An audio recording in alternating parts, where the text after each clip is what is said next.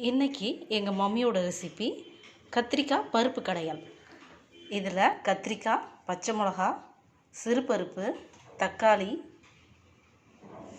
சின்ன வெங்காயம், புளி, உப்பு, இது ரொம்ப ஈஸியான டிஷ்.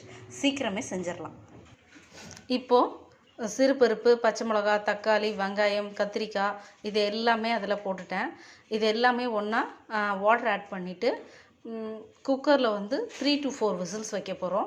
இது நல்லா மேஷ் ஆகிருக்கும். அதுக்கப்புறம் மத்து வச்சு கடையணுன்னா கடைஞ்சிக்கலாம், இல்லை கரண்டிலேயே கூட நம்ம லேசாக இது பண்ணிக்கலாம். இப்போ குக்கரை க்ளோஸ் பண்ணியாச்சு. மேலே விசிலை போடுறதுக்கு முன்னாடி புகை வந்ததும் விசில் போட்டோன்னா ஈஸியாக விசில்ஸ் சீக்கிரம் நமக்கு கிடைக்கும். இப்போது புளி கொஞ்சம் தண்ணி ஊற்றி ஊற வச்சுருக்கேன். இப்போ இந்த விசில்ஸ் வந்ததுக்கப்புறமா இதை நல்லா கரைச்சிட்டு அதில் ஆட் பண்ணிக்கலாம். இப்போ குக் ஆகிடுச்சு. ஸோ இதை நல்லா மத்து வச்சு மசிச்சிடலாம். இப்போ நல்லா மசிச்சாச்சு.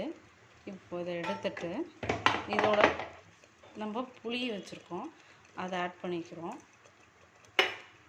தென் அதோட வாட்டரும் ஆட் பண்ணிக்கலாம். ஏன்னா இது சாம்பார் கன்சிஸ்டன்சியில் தான் இருக்கும். இது நல்லா பாயில் ஆனதும் நம்ம இப்போது ஃப்ரெண்ட்ஸ், இதில் ஒரு இம்பார்ட்டண்ட்டான ஒன்று என்னென்னா பெருங்காயம். நான் எல்ஜி தான் யூஸ் பண்ணுவேன் ரெகுலராக.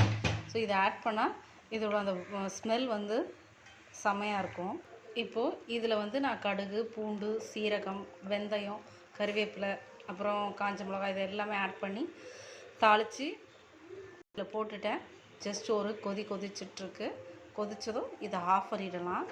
இப்போ இந்த ரெசிப்பியை எங்கள் மம்மிக்கு கொண்டு போய் கொடுக்க போகிறேன். So tiffin box ready. So இதில் எடுத்துக்கலாம். ஸோ எங்கள் அம்மா சாப்பிட்டுட்டு என்ன சொல்கிறாங்கன்னு பார்க்கலாம். பாய். சப்ஸ்கிரைப் பண்ணுங்கள். தேங்க்யூ.